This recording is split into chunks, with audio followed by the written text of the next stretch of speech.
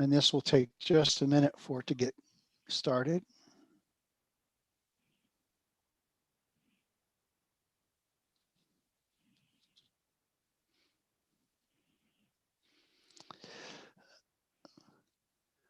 Okay, we are live on YouTube. Welcome to Agile Beer USA.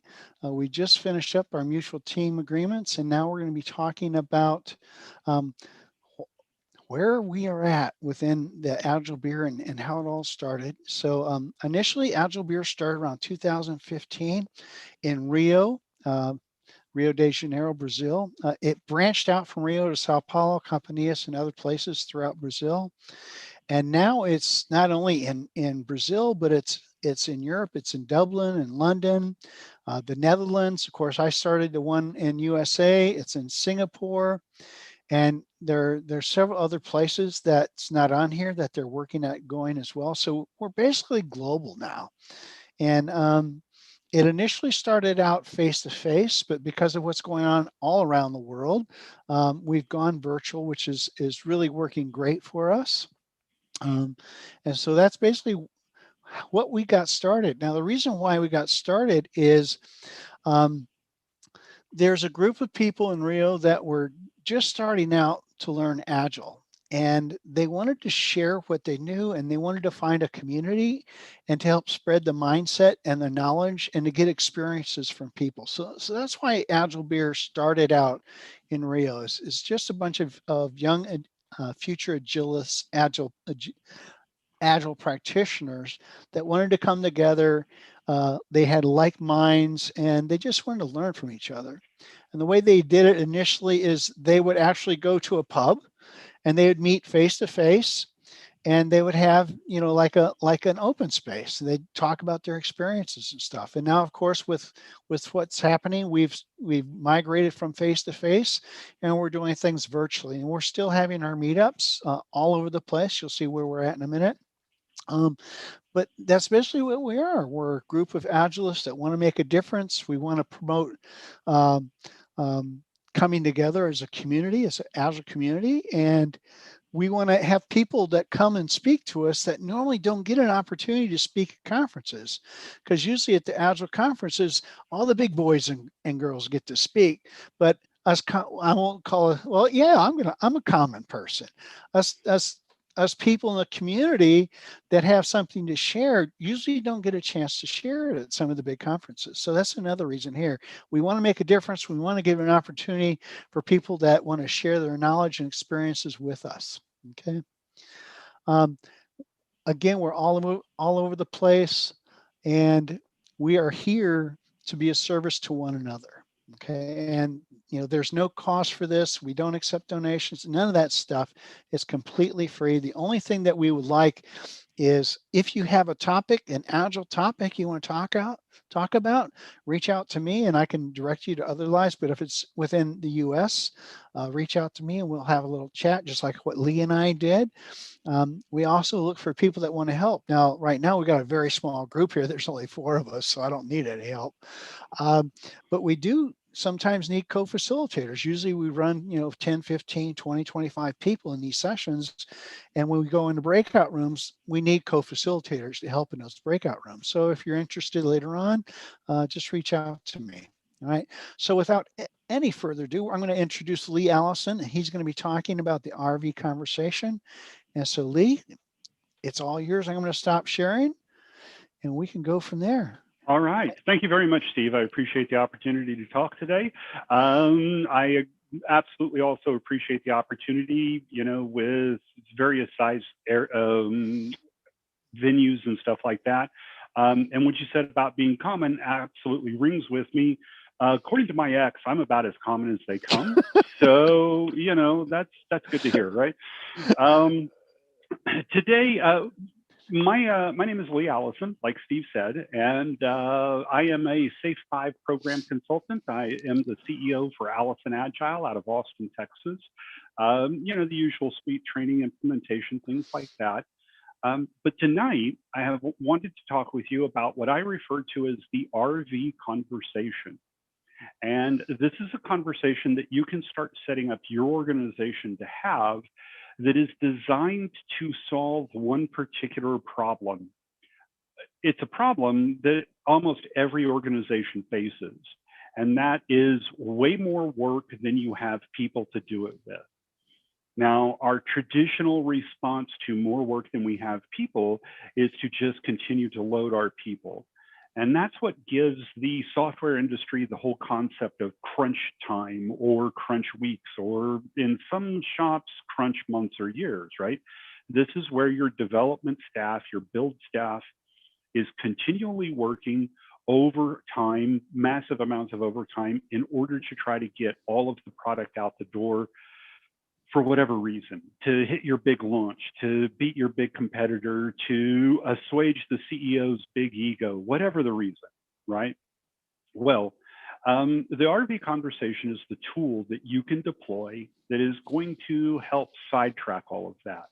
Now, the specific symptoms that you're looking for to determine whether or not you need this tool are massive amounts of overtime by your staff, floods of work, and very specifically what I refer to as whipsawing of the backlog. This is where the priorities within the backlog is in constant flux, day to day, week to week, month to month, and there's never any opportunity for your teams to just settle down and get some work out the door. There are people in this world who prefer operating in an chaos environment. Your dev teams shouldn't be those folks, and they shouldn't have that kind of environment forced upon them. So this particular tool is a great way to help defang some of those problems. Now, in order to learn about RV conversations, we're going to do a little bit of a sort of a mental model, a quick game. Let's say that you and 3 of your best buds, hello, focus, let's go, there we go. It doesn't like me being over here, I don't know why.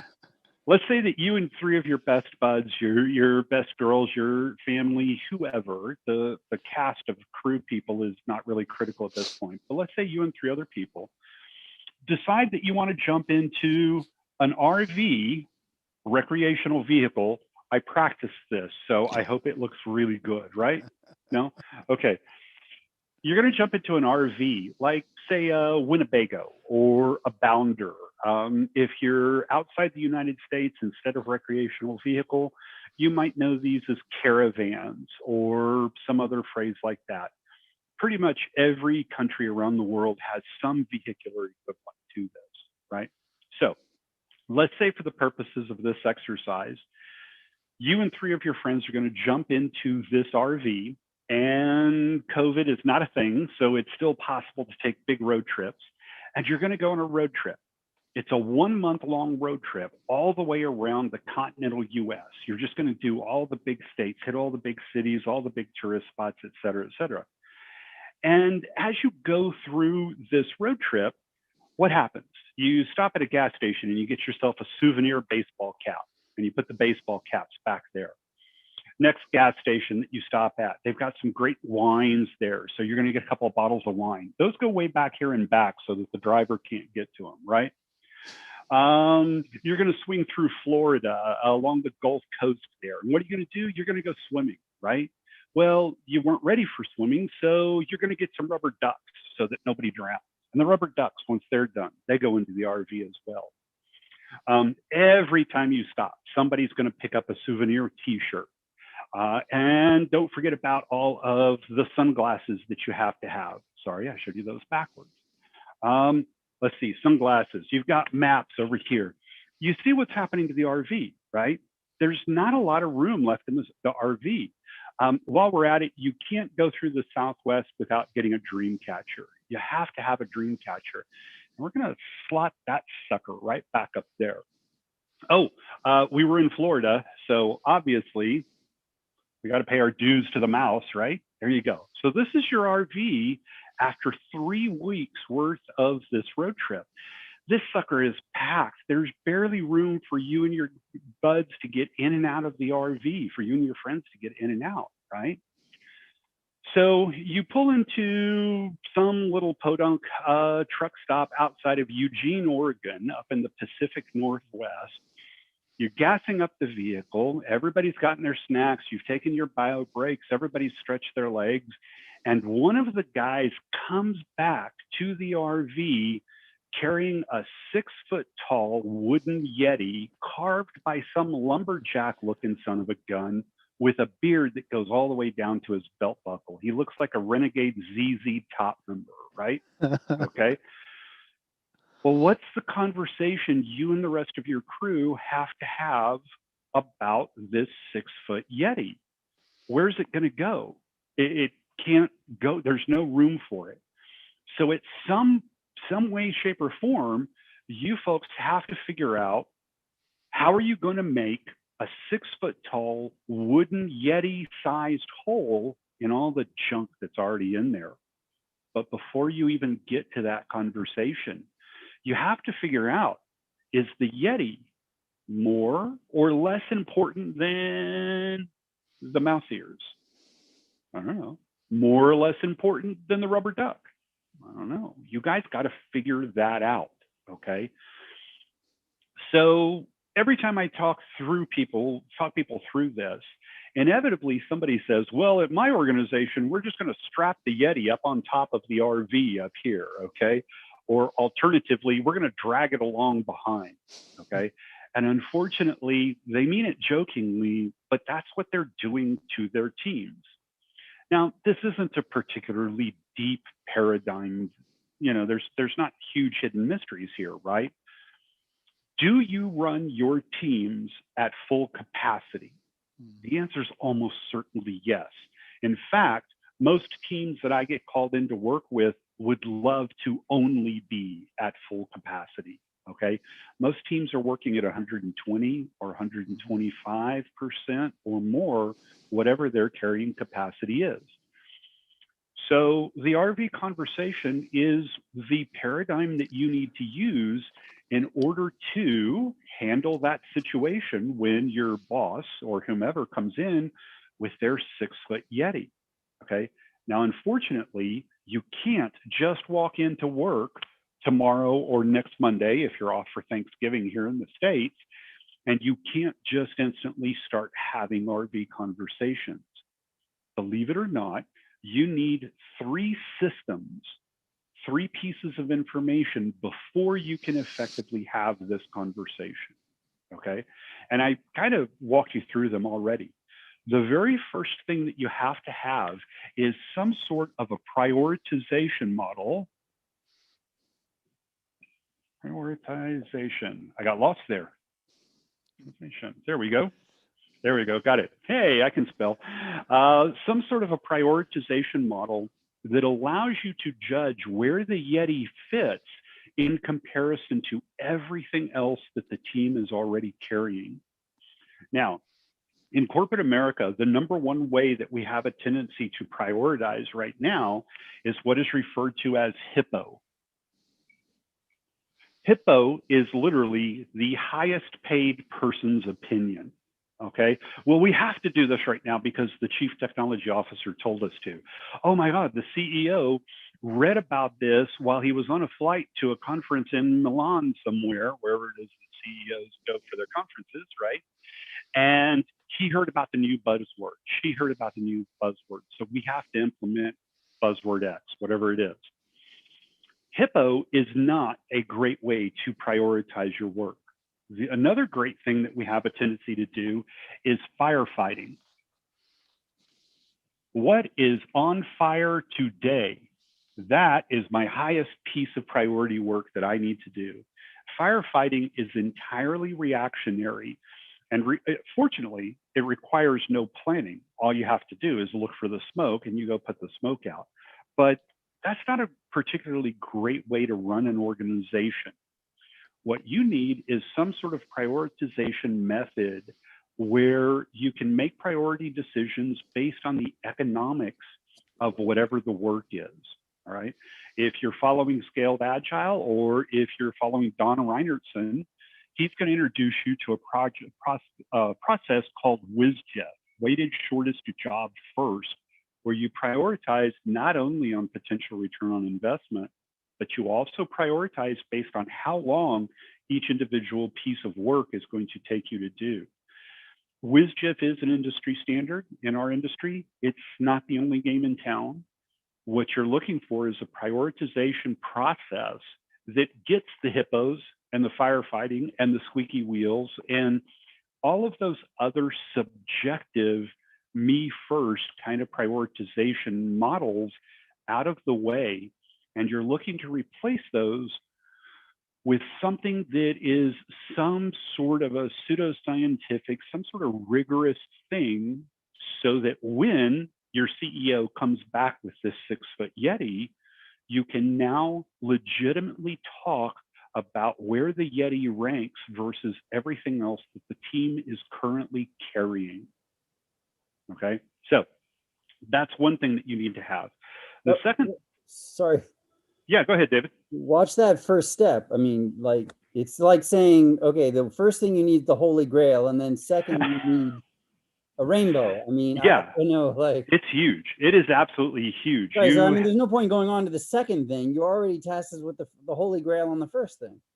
I don't know about Holy Grail. It's not unachievable. 50% of the code we write goes nowhere. I've been in this industry, 30 years. Only 50% of the code I write ever gets used anywhere, and that's on a good day. And we have what you're saying would revolutionize everything. We have no way of producing that metric. No, so it isn't something that should be generated. It isn't something that should be generated by the development teams themselves. This prioritization model has to come from leadership themselves, because they're the ones who are signaling the priority of the work. It doesn't matter where it comes from. I am leadership. I'm a co-founder, right? Or Amazon AWS actually pushes it all the way down because they think the people closest to the customers would have the best idea. It doesn't come from leadership. But wherever you shuffle it around to, somebody's going to have to make the call, but having a scientific way to make the call, there's no way. Yeah, there actually is. WizGIF is a fully capable method of handling that. WizGIF, if you read through anything that Reinerson's talking about, WizGIF talks about a handful of different metrics that it is up to you how deep you want to get into those metrics. Do you want hard numbers from tooling? Go that direction. Do you want to softball the numbers? That's fine too. It doesn't matter. But once you get those numbers plugged in, and everybody at the table, whether you're leadership or dev team or whatever, everybody at the prioritization table needs to agree that these are all accurate inputs. Well, okay, given those inputs, then you can start to work out what your prioritization is. That's pseudoscience. That's not science. I did actually say pseudoscience earlier. You're right. This is not hardcore rigorous math unless you want it to be. You have that option to actually split hairs with individual numbers on all of these metrics, or you can ballpark it. You'd like to take it out of the human realm. You will avoid hippo by... I said that I want to take it out of the subjective realm into objective realm. Okay. I don't think you can take it out of the subjective realm. You can choose numbers, but those were subjective choices of numbers. You're also doing them as a team with a lot of inputs into what they are. And once everybody has agreed upon those inputs, sure. But nobody in the entire organization knows anything. I'm sorry, state your last again, David? Israel. Israel, I'm sorry. No, what was the last thing that you just said? I said nobody in the organization knows anything. That's how we ended up with firefighting in the first place. Well, then that sounds like a systemic issue that the prioritization model is not going to help solve. The people who are doing the work have to have some understanding for what's going on.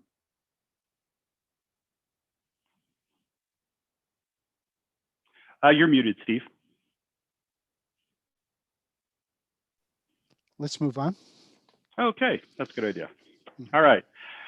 However you arrive at your prioritization model, okay, something that does get your teams involved, that does, everybody agrees this is how we're going to prioritize things.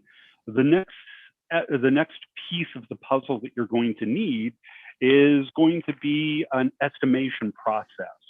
If your teams are in some sort of agile process, your Scrum Masters can definitely help you with this, because your estimation process, you have to hang some sort of a size number on the Yeti itself so that you can understand how big of a hole you need to be making in the RV.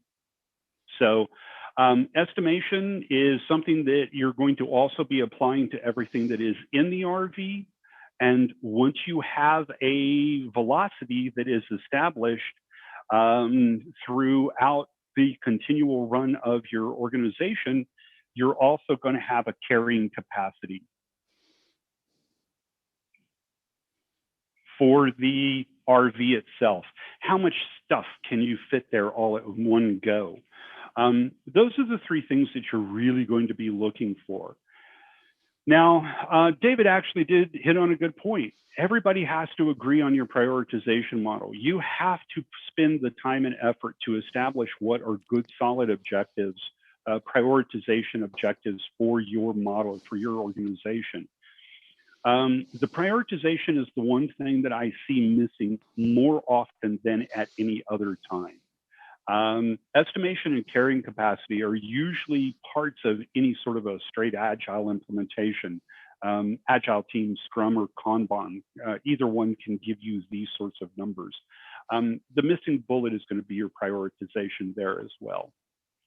So, all right, once you have these three in place, let's go ahead and get them labeled up here as well. 1, 2, and 3, that's when you can start to have some valid conversations about what sorts of things your team should be working on. And more importantly, once you've established these three right here, when you have a hippo or a firefighter come into your organization or come into your workspace, then you get the opportunity to engage with them. And instead of telling them, no, we're not going to do that, we're already busy, you can start to make economic-based, value-based judgment calls about, is this Yeti a high enough priority to come onto the RV right now, or can it wait? Okay, if it can wait, we know how to deal with that already. It simply goes into the backlog. On the other hand, if that Yeti truly and legitimately is important enough that something has to come off of the RV, now we have the information, this estimation, and the carrying capacity of the RV. Now we have the information so that we can pull the right amount of work back off of the RV so that our teams don't get overloaded or overworked. And that's the goal of the RV conversation itself. That's about it for the presentation. Steve, do you have any questions? Cool, we can open up. Yeah, so, you talked about prioritization and estimation. Where does customer value come into play?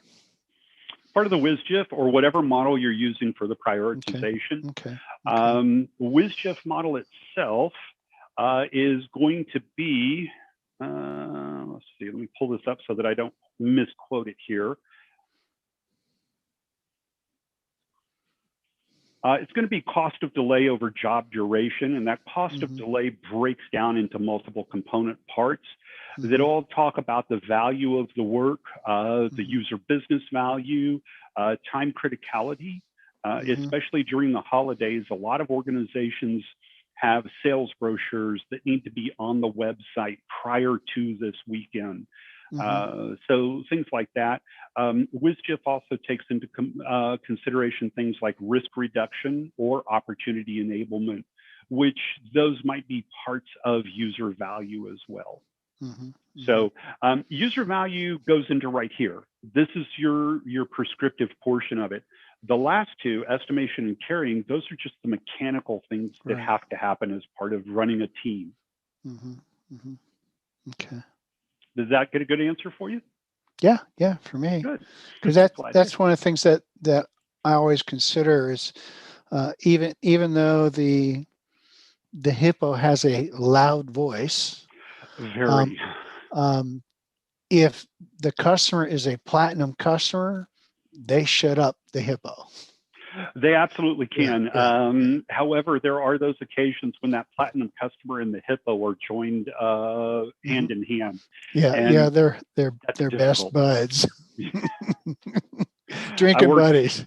I worked for an organization many years back where the CEO was only the CEO because the product that our company put out, he was our prime consumer. He was actually our number one customer. Oh, And jeez. all of his best buds, which were in the same industry, he was selling our service to them as well. So CEOs anywhere, by rights, cast a huge shadow. Mhm. This guy eclipsed the sun, moon, and stars whenever he Mhm. said we needed to go a certain way. The best part of that, though, was he was a good CEO to work for, and he knew his crap solidly. Mhm. So Mhm. he Mhm. didn't steer us wrong. So Okay, awesome, awesome. So Anita or David, do y'all have any questions? This is a really short presentation.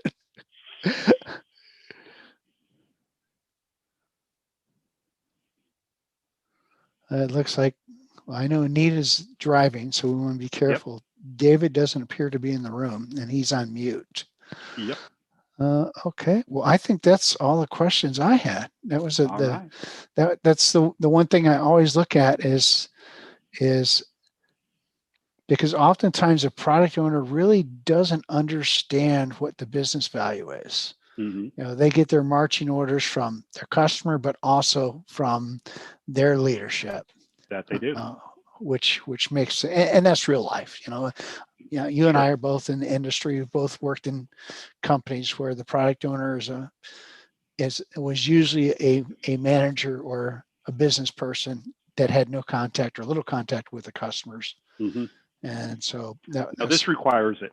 This yeah. requires it. You have to stay in contact. You have to have that level of customer centricity that most of us are coming to understand is part and parcel of this industry, which is great. It should be. Okay, awesome. Well, with that being said, I'm going to go ahead and terminate the YouTube channel since we're done with the discussion. There doesn't seem to be any more questions. So again, thank you all very much for watching this session. This is Good stuff. I learned some terms and stuff, and I do like the caravan or RV thing. I'm kind of thinking I want that damn Yeti. Okay, for an absolute fact, if anybody's in Eugene, Oregon and has a 6-foot wooden Yeti, contact me. I'll pay for shipping. Okay. Yeah, I want one of these in my backyard. I already know where it's going to go. Yeah, awesome. And in all the Okay. kerfluffle, the dream catcher fell down, and I didn't even know. It filled out. Yeah, I didn't even notice it either. Okay, I'm going to stop the live stream.